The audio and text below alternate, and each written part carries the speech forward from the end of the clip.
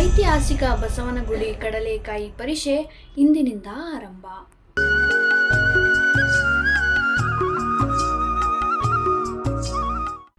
ನಗರದ ಐತಿಹಾಸಿಕ ಹಬ್ಬವಾದ ಕಡಲೆಕಾಯಿ ಪರಿಷೆ ಇಂದು ಬಸವನಗುಡಿಯಲ್ಲಿ ಆರಂಭವಾಗಲಿದೆ.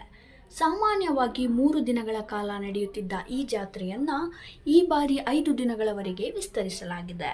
ಕಳೆದ 100ಕ್ಕೂ ಹೆಚ್ಚು ವರ್ಷಗಳಿಂದ ಆಚರಿಸಿಕೊಂಡು ಬರುತ್ತಿರುವ ಈ ಪರಿಷೆ ಕಾರ್ತಿಕ ಮಾಸದ ಕೊನೆಯ ಸೋಮವಾರದಂದು ದೊಡ್ಡ ಬಸವನ ದೇವಸ್ಥಾನ ಹತ್ತಿರ ನಡೆಯುತ್ತದೆ. ಇಂದು ಮುಜರಾಯಿ ಸಚಿವರಾದ ರಾಮಲಿಂಗಾರೆಡ್ಡಿ ಹಾಗೂ ಸ್ಥಳೀಯ ಶಾಸಕರು ಪರಿಷೆಯನ್ನ ಉದ್ಘಾಟಿಸಿದ್ದಾರೆ. ಈ ಬಾರಿ ಪರಿಷೆಯಲ್ಲಿ ಕೆಲವು ವಿಶೇಷತೆಗಳಿವೆ. ಮೊದಲನೇದಾಗಿ ಯಾವುದೇ ಶುಲ್ಕವಿಲ್ಲದೆ ಅಂಗಡಿಗಳನ್ನು ತೆರೆಯಲು ಅವಕಾಶ ನೀಡಲಾಗಿದೆ. ಇದರಿಂದ ಸಾಮಾನ್ಯ ವ್ಯಾಪಾರಿಗಳು ಸುಲಭವಾಗಿ ಭಾಗವಹಿಸಬಹುದು. ಈಗಾಗಲೇ ಸಾವಿರಾರು ಅಂಗಡಿಗಳು ಸ್ಥಾಪನೆಯಾಗಿವೆ.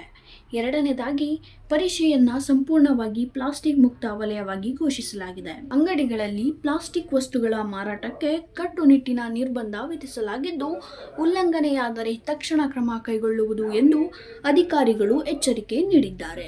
ಕಳೆದ ವರ್ಷ ಈ ಪರಿಷೆಯಲ್ಲಿ 5 ಲಕ್ಷಕ್ಕೂ ಹೆಚ್ಚು ಜನರು ಭಾಗವಹಿಸಿದ್ದರು.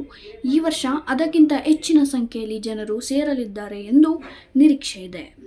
ದೊಡ್ಡ ಬಸವಣ್ಣನಿಗೆ ಆಸನಾಂಬೆಯಂತೆ ಹೂವಿನ ಅಲಂಕಾರ ಮಾಡಲಾಗಿದೆ. ಮೈಸೂರು ದಸರಾದ ಶೈಲಿಯಲ್ಲಿ ಬಸವನಗುಡಿ ಸುತ್ತಮುತ್ತಲಿನ 9 ರಸ್ತೆಗಳಿಗೆ ದೀಪ ಅಲಂಕಾರ ಮಾಡಲಾಗಿದೆ. ಪರಿಷೆಯಲ್ಲಿ ಕಡಲೆಕಾಯಿಯ ವಿವಿಧ ಬಗೆಗಳು, ಆಟಿಕೆಗಳು, ಆಹಾರ ಪದಾರ್ಥಗಳು ಮತ್ತು ಮನರಂಜನಾ ಕಾರ್ಯಕ್ರಮಗಳನ್ನು ಜನರನ್ನು ಸೆಳೆಯಲಿವೆ. ಈ ಬಾರಿ ಬೆಂಗಳೂರಿಗೆ ಒಂದೇ ತಿಂಗಳಲ್ಲಿ 2 ಕಡಲೆಕಾಯಿ ಪರಿಷೆಗಳ ಸಂಭ್ರಮ ಲಭಿಸಿದೆ.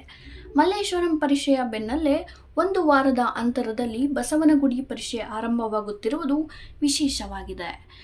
ಇದಾಗಿತ್ತು ಇವತ್ತಿನ ಅಪ್ಡೇಟ್ಸ್. ಮತ್ತಷ್ಟು ಅಪ್ಡೇಟ್ಸ್ಗಾಗಿ ನೋಡ್ತಾ ಇರಿ ಫಸ್ಟ್ ಟೈಮ್ ಟಿವಿ ನ್ಯೂಸ್.